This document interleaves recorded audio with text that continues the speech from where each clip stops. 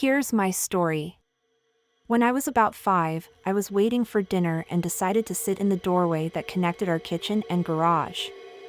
I remember just staring into the darkness there, bored and hungry, when suddenly I see motion from my left. A blue being, humanoid in form, is suddenly walking in front of me towards my right and facing towards my right. And when it gets right in front of me, it seems to only then realize that I was sitting there. I actually seem to surprise the being a bit, and as it turns its head towards me, I get a clear view of the being. It had no clothes, no hair, 2 arms and 2 legs. But on its face, where there should have been eyes, there was nothing. Not even a caved-in area. There was little to no nose bump, and definitely no nostrils, and where a mouth would have been, there was nothing but flesh.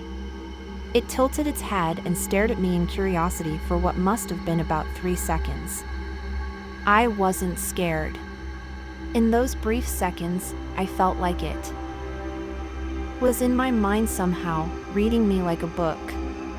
Even though it didn't have much facial expression, per se, I somehow sensed that he felt sorry for me in a way before he broke his gaze and continues to walk towards the washer and dryer. From my vantage point, I looked like he walked behind the dryer, where a wall was, and vanished. After sitting in a mild shock for a few seconds, I walked over there to see if I could find the being, but it was gone. I was not the type of child who had imaginary friends, or who saw things under the bed or in closets at night. This was a once-in-a-lifetime, real, middle-of-the-day experience. It feels so validating and yet strange to hear that others have experienced the same type of beings.